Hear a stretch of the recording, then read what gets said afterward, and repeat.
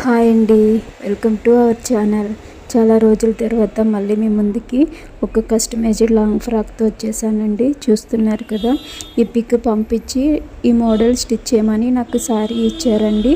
Same as it is కావాలని చెప్పారు. Same as it is కానీ స్టిచ్ చేశానండి. వాళ్ళకి కూడా చాలా అంటే చాలా బాగా నచ్చింది. చూస్తున్నారు కదా ఎంత నీట్ ఫినిషింగ్ ఉందో, ఎంత నీట్ స్టిచ్చింగ్ ఉన్నదో.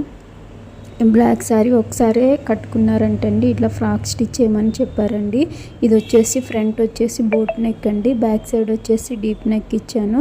హ్యాండ్స్ వచ్చేసి రాసి ఫప్ హ్యాండ్స్ ఉన్నాయి కదండి, అవి ఇచ్చేసానండి. అంటే చిన్న కుచ్చీలు వస్తాయండి, ఒక 4-5 వస్తాయి.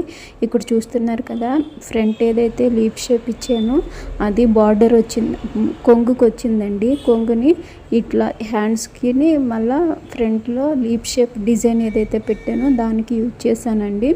ఇక్కడ చూడండి, కుర్చీలు అన్నీ ఎంత ఈవెన్గా ఒకే తీరుగా ఎట్లా వచ్చాయో చూడండి.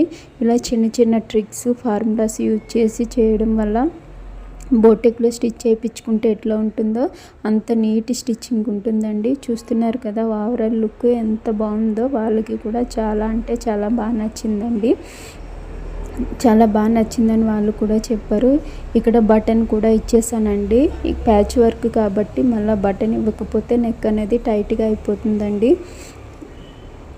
ఇలాంటి వీడియోస్ పెట్టడానికి ఏంటంటే మీకు కూడా ఒక ఐడియాస్ వస్తాయి కదండి. ఈ మధ్యన అందరూ సారీతోనే స్టిచ్ చేయించుకుంటున్నారు కదా, సెర్చ్ చేసుకునేంత ఖాళీ అందరికీ ఉండదు కదండి.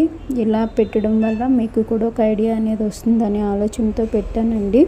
ఎవరికైనా ఇలాంటి స్టిచ్చింగ్ కావాలన్నా కూడా కామెంట్ చేయొచ్చండి మీరు నాకు.